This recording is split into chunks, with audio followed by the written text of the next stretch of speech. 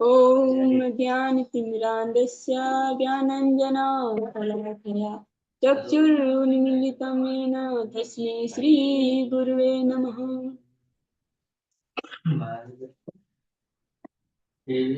वन्देऽहं श्रीगुरो श्रीयुतपदकमलं श्रीगुरुन् वैष्णवांस श्रीरूपं साग्रजातं सहगण रघुनाथान्वितं तं सजीवं सावधूतं सावधूतं परिजनसहितं कृष्ण चैतन्यदेवं श्रीराधा कृष्णपादान् सहगण ललिता श्रीविशाखान्विताश्च नमो महावदन्याय कृष्ण प्रेम प्रदायते कृष्णाय कृष्ण चैतन्य नामने गौरतसे नमः।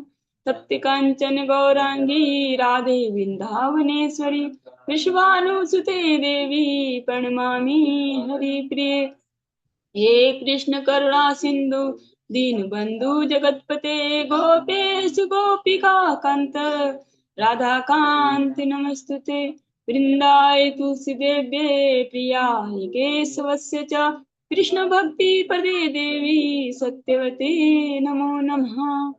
वाञ्छाकल्पतरुभ्यश्च कृपा सिन्धुभ्येव च पतितानां पावनेभ्यो वैष्णवेभ्यो नमो नमः। जय श्री कृष्ण चैतन्य प्रभु नित्यानंद श्री अद्वैत गदाधर शिवसदि गौर भक्तवृंद हरे कृष्णा कृष्ण कृष्ण हरे हरे हरे राम राम राम हरे हरे।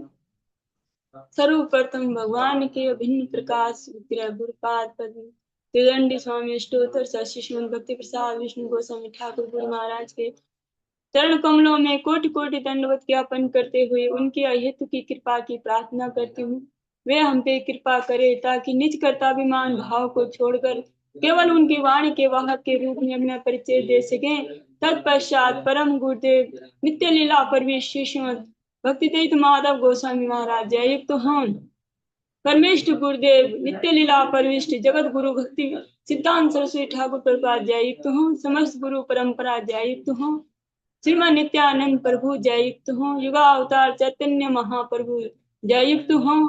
वृंदावन बिहारी राधा गोपीनाथ भगवान जययुक्त हों। भगवान के समस्त नाम भगवान के समस्त धाम जययुक्त हों। भगवान के समस्त पार्षद जययुक्त हों। हम पे कृपा वर्षण करे ताकि हमारी हरि नाम में हरि गुरु वैष्णव सेवा में मति स्निग्ध हो सके। तत्पश्चात मैं अपने शिक्षक गुरुओं को दंडवत ज्ञापन करती हूँ। वे हम पे कृपा करे ताकि इसी तरह हमारा आध्यात्मिक जीवन गुरु वैष्णवों के सानिध्य में आगे बढ़ सके। आज की प्रातःकालीन कक्षा को प्रारंभ करते हैं। ओम नमो भगवते वासुदेवाय। ओम नमो भगवते वासुदेवाय। ओम नमो भगवते वासुदेवाय। हम सब श्रवण करें ग्रंथराज भागवतम, इसका तृतीय स्कंद का चतुर्थ अध्याय हम सब श्रवण करेंगे।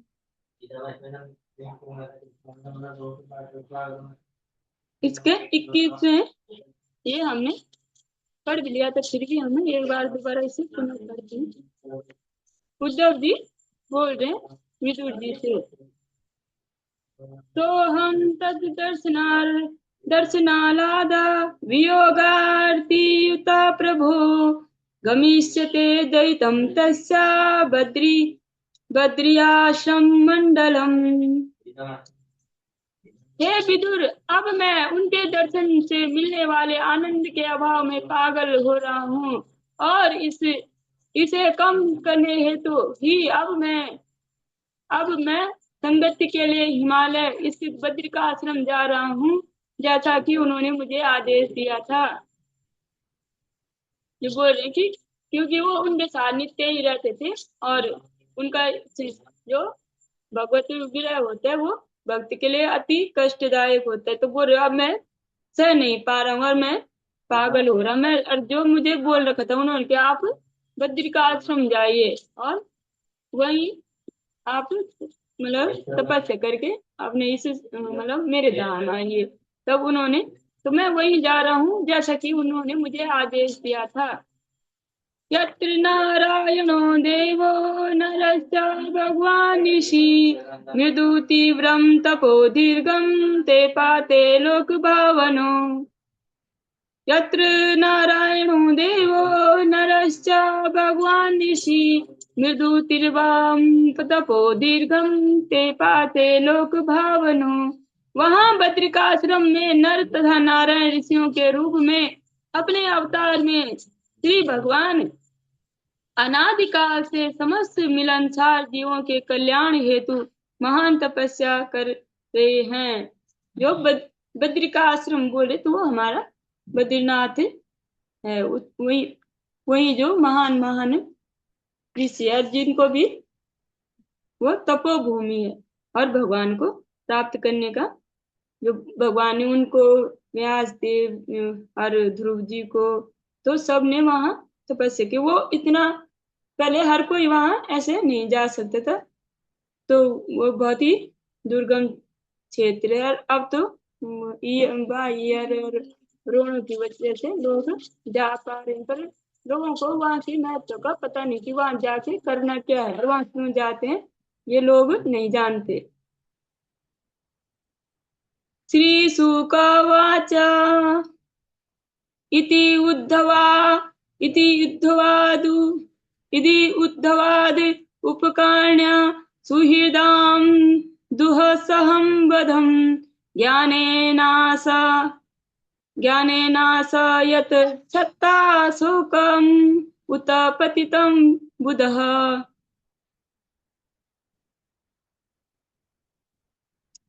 इति इत्युद्धवा आदि उपकर्ण्य सुहृदां दुःसहं वदं ज्ञानेनास नास्यं यत् छत्ता शोकम् उत पतितं बुधः।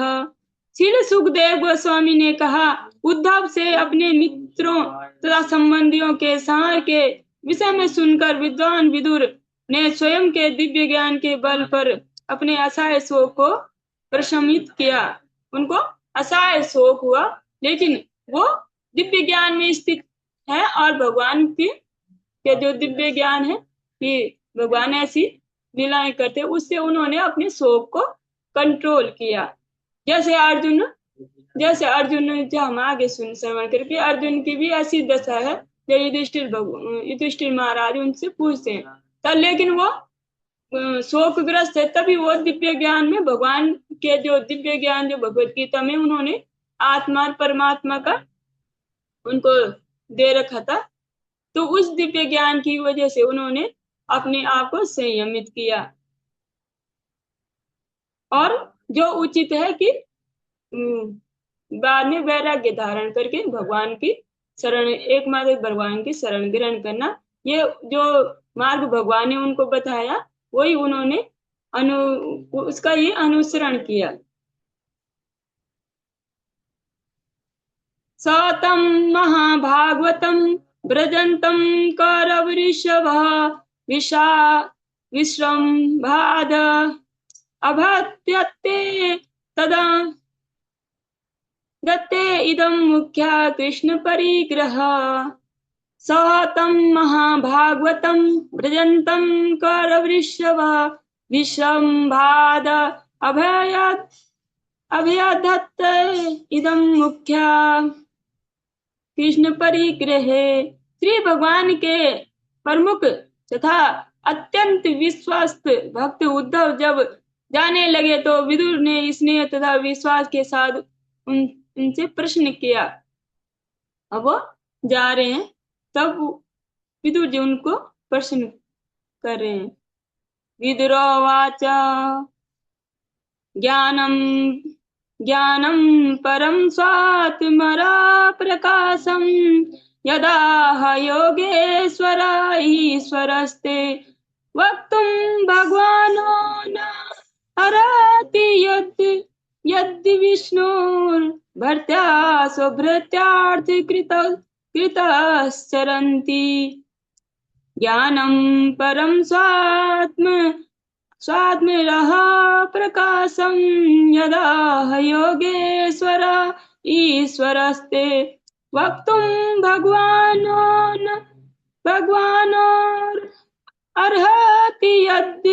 यद्य विष्णुर्भक्त्या स्वभृत्यार्थ कृतश्चरन्ति।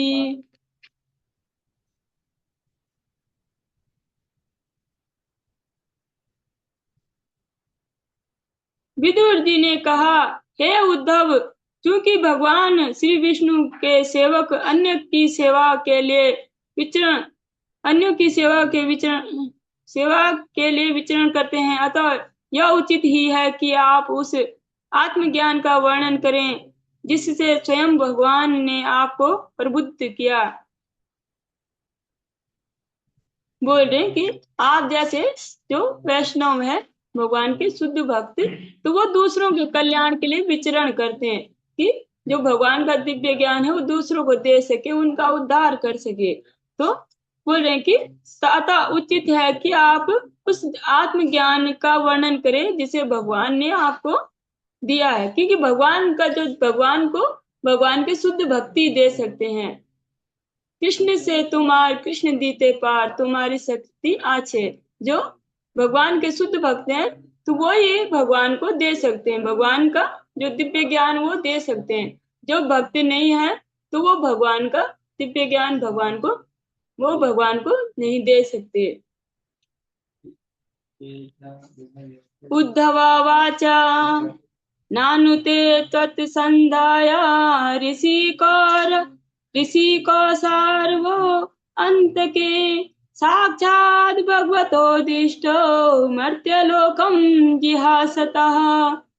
ननुते तत्त्वसंराध्या ऋषिको सार्वो अनन्तके साक्षात् भगवतो दृष्टो मर्त्यलोकम जिहासता। उद्धव जी ने कहा, आप महान विद्वान मैत्रेय से शिक्षा ले सकते हैं जो पास में ही हैं और जो दिव्य ज्ञान की प्राप्ति के लिए पूजनीय हैं। जब भगवान इस मर्त्यलोक को छोड़ने वाले थे तब श्री भगवान ने उन्हें प्रत्यक्ष रूप से शिक्षा दी थी। तो उस समय मैत्रेय मुनि भी थे और उद्धव जी भी थे।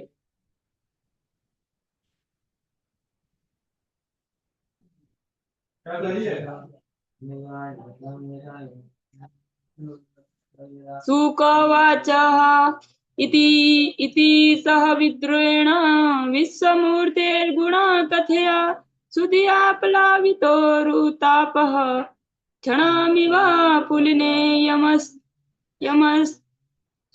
यमस्वसुतां समुसित अपगविर्निशां ततो गात्। श्रील सुखदेव गोस्वामी ने कहा, हे राजन, इस तरह यमुना नदी के तट पर विदुर से श्री भगवान के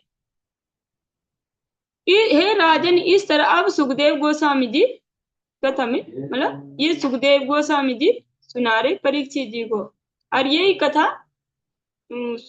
कथा सुना रहे हैं जो सूत गोस्वामी 88,000 सौनकादिक ऋषियों को, और उनके माध्यम से ये हम भी सुन रहे हैं।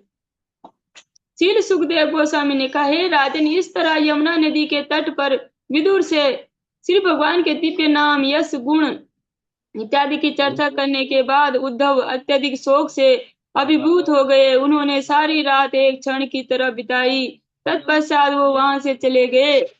राजोवाच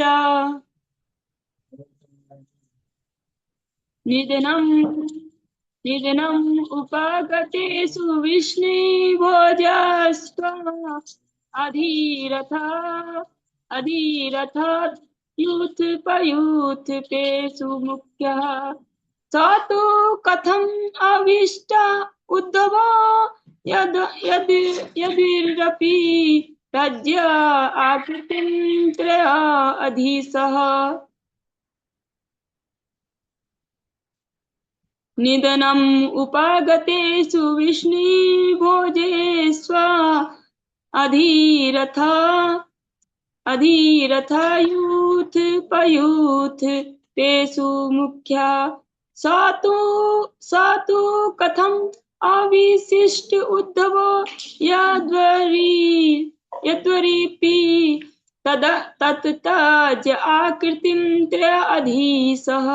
राजा ने पूछा, तीनों लोकों के स्वामी भगवान श्री कृष्ण की लीलाओं के अंत में तथा उन विष्णु तथा भोजवंशियों के सदस्यों के अंतर्ध्यान होने पर महान सेना नायकों में सर्वश्रेष्ठ ऐसे कौन बचे थे? अकेले उद्धव क्यों बचे रहे?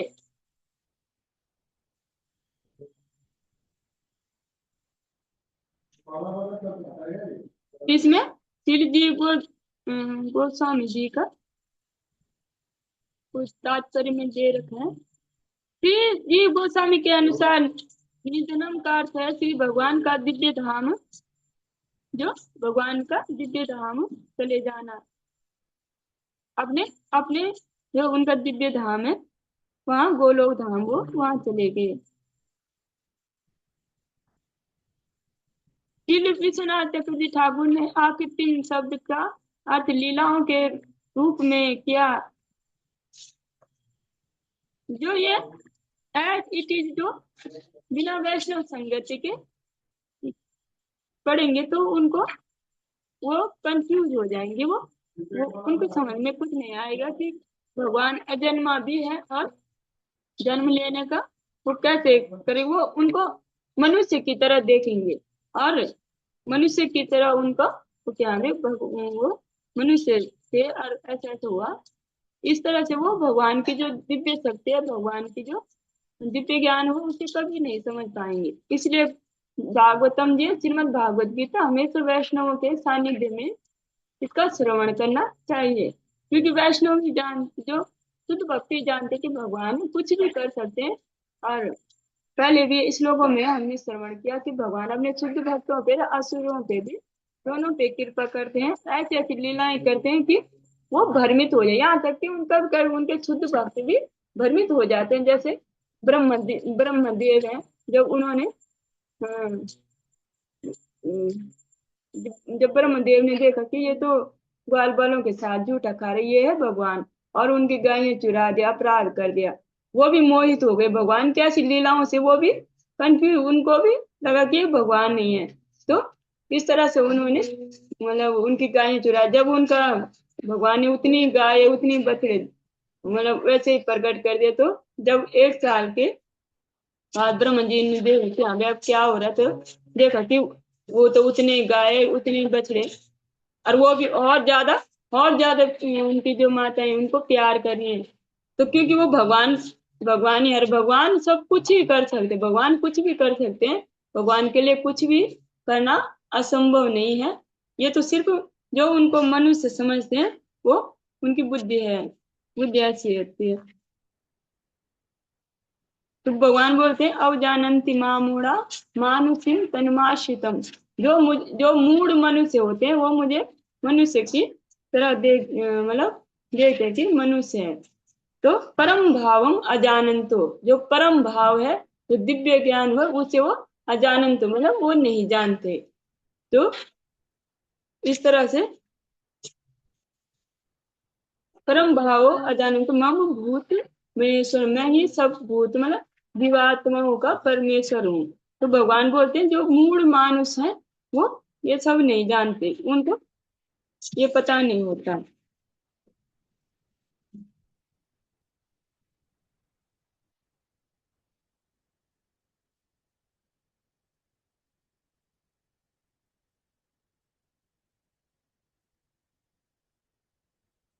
श्रीशुकवाच ब्रह्मशापा ब्रह्मशापा पदेशेन कालेनामोघ वाञ्छितः साहित्या स्वकुलं स्फीतं त्यक्ष्य त्यक्ष्यन् त्यक्ष्यन् देहम् अचिन्तयत्। अब सूत गोस्वामी जी पूछ रहे हैं, सूत गोस्वामी ना, हरि बोल। सुखदेव गोस्वामी जी बोल रहे हैं। सुखदेव गोस्वामी जी आप बोल रहे हैं कि क्या क्या हुआ। ब्रह्म ब्रह्म सापा ब्रह्म सापाद ब्रह्म सापादेशेन काले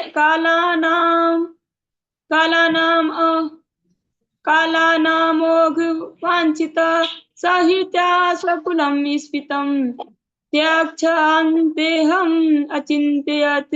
श्रील सुखदेव गोस्वामी ने उत्तर दिया, हे राजन, ब्राह्मण का श्राप तो केवल एक बहाना था, किंतु वास्तविक तथ्य तो श्री भगवान की परम इच्छा थी कि वे अपने असंख्य पारिवारिक सदस्यों को भेज देने के बाद पृथ्वी धरातल से अंतर्धान हो जाते हैं। उन्होंने अपने आप इस तरह सोचा, वो जो हमने पहले श्रवण किया कि ब्राह्मण का श्राप लगा, तब उन्होंने वारुणी पी मद्र पी, एक दूसरे को लड़े और वो एक दूसरे को उन्होंने मार डाला था। लेकिन बोल रहे सुखदेव गोस्वामी बोल रहे ये तो बहाना था। उन्होंने क्या सोचा था कि मैं तब इस धराधाम को छोड़ूंगा, पहले इनको अपने स्वधाम, इनको अपने घर भेज दूंगा।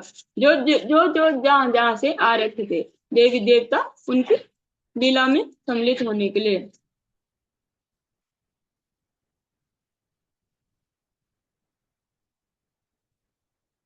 अस्मात् लोकादुपरते मयि ज्ञानं मदाश्रयम् अर्हत्या अर्हत्या उद्धवा एवाद्धा सम्प्रत्यात्मवतां वरः। अस्मात् लोकाद् उपरते मयि ज्ञानं मदाश्रयम् अर्हत्या उद्धवा एवाद्या सम्प्रत्यात्मवतां वरः।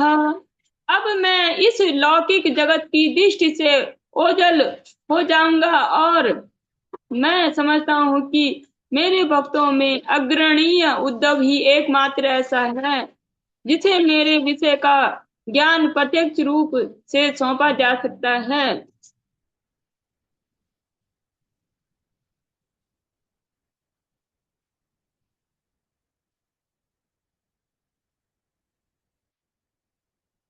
अब वो भगवान की इच्छा बता रहे कि भगवान की ऐसी इच्छा थी, और उन्होंने बोला कि जो उद्धव है वो एकमात्र उद्धव ही है जो जिस ये दिव्य ज्ञान दे के मैं दिव्य ज्ञान लेने में वो समर्थ है।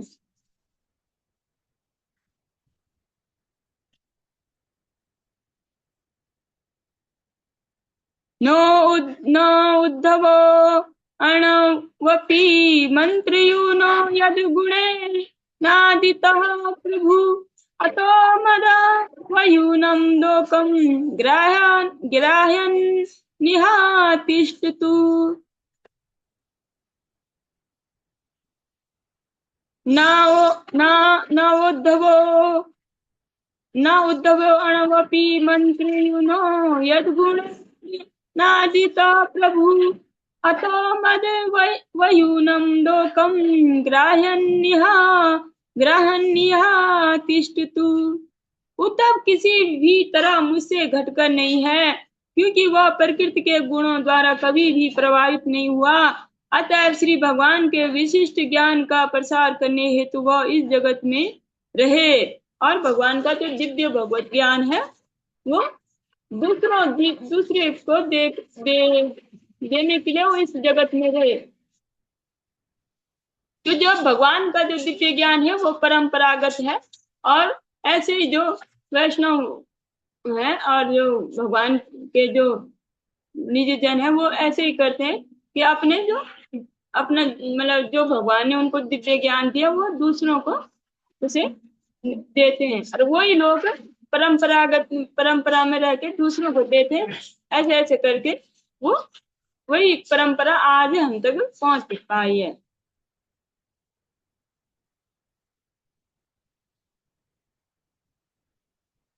एवं त्रिलोक गुरुणा सं संदिष्टि सभ्यो योनिनः भद्राश्रमा बद्र्याश्रमा साध्या हरि निजे समाधिना।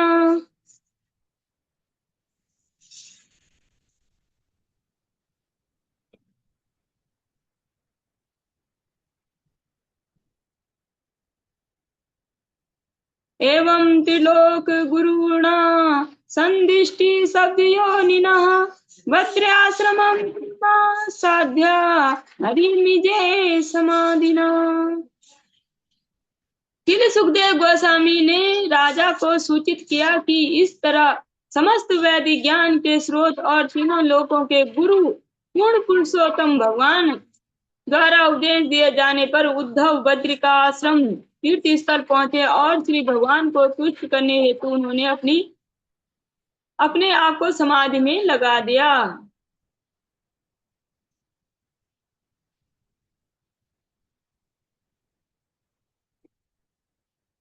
विदुरोऽप्य उद्धवा श्रुत्वा कृष्णस्य परमात्मनः क्रीडयोपात देहस्य कर्माणि शिलाङ्गितानि च। विद्रोप्य उद्धवा श्रुत्वा कृष्णस्य परमात्मनः क्रीडयोपात देहस्य कर्माणि श्लाघितानि च। विदुर इस तरह उद्धव से इस मृत्य लोक के में परमात्मा अर्थात भगवान श्री कृष्ण के आविर्भाव तथा तिरोभाव के विषय में भी सुना, जिसे महर्षि गण बड़ी ही लगन के साथ जानना चाहते हैं।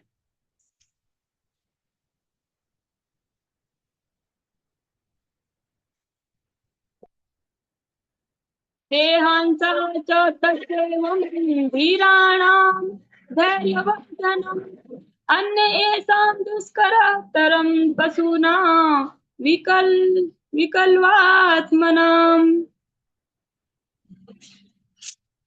देहांसं च तस्यैवं वीराणां धैर्यवर्धनम् अन्य येषां दुष्करतरं पशूनां विकल्वात्मानाम्। श्री भगवान के यशस्वी कर्मों तथा मर्त्य लोक में असाधारण लीलाओं को संपन्न करने हेतु उनके द्वारा धारण किए जाने वाले विविध दिव्य रूपों को समझ पाना उनके भक्तों के अतिरिक्त अन्य किसी के लिए अत्यंत कठिन है, और पशुओं के लिए तो वे मानसिक विक्षोभ मात्र है।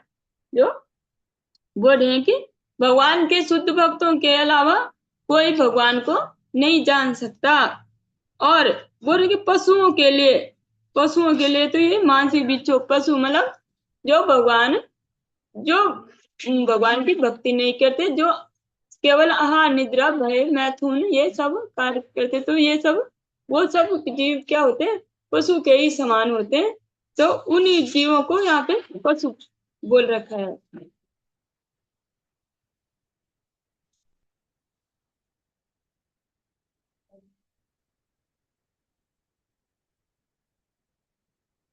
आत्मनं च कुरु चेष्टा कृष्णेन मनसेक्षितं ध्यायन् गते भागवते रुरोधा प्रेम विवलः।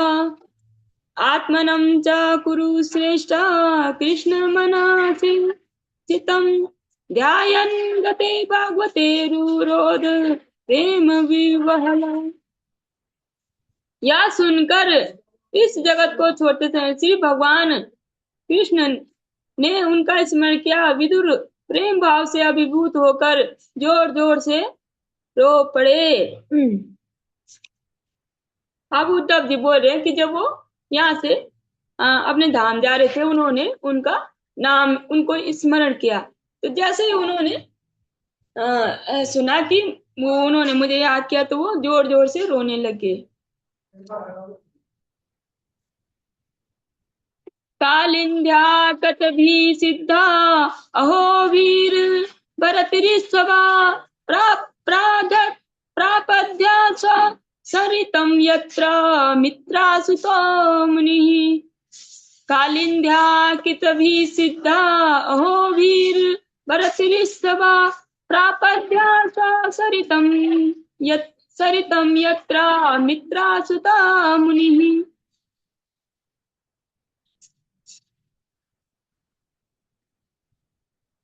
यमुना नदी के तट पर कुछ दिन बिताने के बाद स्वरूप सिद्धात्मा विदुर गंगा नदी के तट पर पहुंचे, जहां मैत्रेय मुनि विद्यमान थे। अब वो मैत्रेय मुनि के पास गए। जो उद्धव जी हैं उन्होंने ही उनको उनके पास भेजा और बोला कि मैत्रेय मुनि भी उस समय वही थे, आप उनसे पूछिए।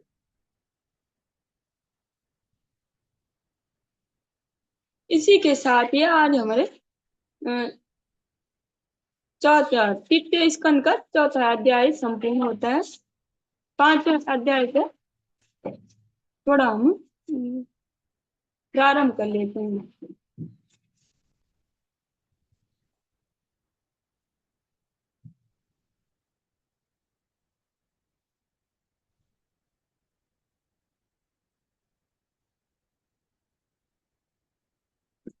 पंचम अध्याय, इसमें मैत्रेय मुनि और विदुर जी की वार्ता है। श्री शुक वाचा गारी धुनद्य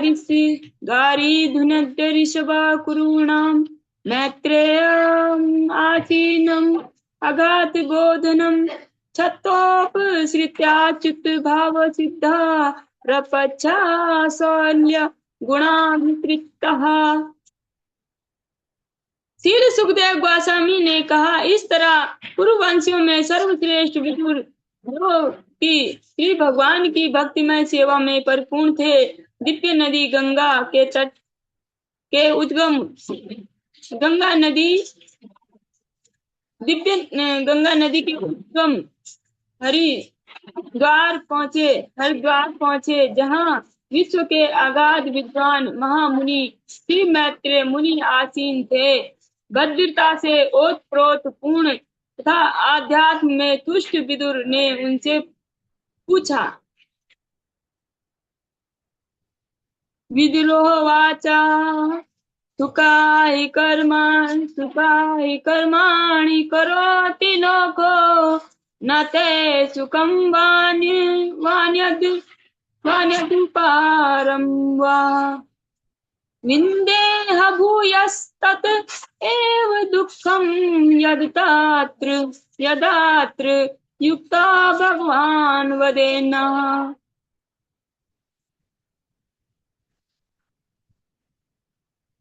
विदुर जी ने कहा, हे महर्षि, इस संसार का हर व्यक्ति सुख प्राप्त करने हेतु सकाम कर्मों में प्रवृत्त होता है, किंतु उसे न तो तृप्ति मिलती है, न ही उसके दुखों में कोई कमी आती है। विपरीत इसके ऐसे कार्यों से उसको दुख में ही वृद्धि होती है। इसलिए कृपया करके इसके विषय में हमारा मार्गदर्शन करें कि असली सुख के लिए कोई कैसे प्रयास करे। जो बोल रहे कि इस संसार में क्या है, सभी मेहनत कर रहे हैं सुख के लिए और दिन रात सकाम कर्मों में लगे। सकाम कर्म मतलब अपनी इच्छाओं के पूर्ति के लिए जो कर्म किए जाते हैं उनको सकाम कर्म कहते हैं। तो उसके लिए लगे रहते हैं, तो उनको पर लास्ट में उनको क्या मिलता है, उनका दुख ही मिलता है। और बोल रहे हैं कि कभी तृप्ति नहीं होती, कभी नहीं बोल सकता मनुष्य या जीवात्मा कि अब मुझे कुछ नहीं चाहिए। केवल सिर्फ भगवान की शुद्ध भक्ति बोल सकते हैं कि अब उनको ये भौतिक चीजें ना मिले और भगवान की जो प्रेम धन है इसके सिवा उनको कुछ नहीं चाहिए। प्रेम धन के अलावा उनको, भगवान के प्रेम के अलावा उनको कुछ नहीं चाहिए, भगवान की सेवा के अलावा उनको कुछ नहीं चाहिए। ये सिर्फ ये तृप्ति, ये संतुष्टि सिर्फ भक्तों ही में आ सकती है, लेकिन जो सकाम कर्मों में है लगे उनको कभी नहीं आएगी। चाहे कोई करोड़पति हो, चाहे कोई अरबपति हो, या चाहे कोई लेबर हो, चाहे कोई कुछ भी हो, ये सुख से लेकर जो बड़े बड़े जो उद्योगपति है वो उनमें भी नहीं है संतुष्ट, वो भी दिन रात लगे हैं, उनको भी मतलब संतुष्ट नहीं है। और दुख, ऐसा कोई नहीं है जिसे दुख नहीं है। तो वो देखिए इन दुखों से, इसलिए कृपया करके इसके विषय में हमारा मार्गदर्शन करें कि असली सुख किसमें है, क्या करें हम जो जो हमें सुख मिले और हमें इन तापों से मुक्ति मिले। ऐसा विदुर जी सब जीवों पे कल्याण करने के लिए और सबका मार्गदर्शन के लिए वैष्णव प्रश्न पूछते हैं। वैष्णव के ऐसे प्रश्न होते हैं जो सिर्फ जीवों का कल्याण करे, सभी जीवों का कल्याण करे। आज की कक्षा को यहीं तक हम श्रवण करते हैं।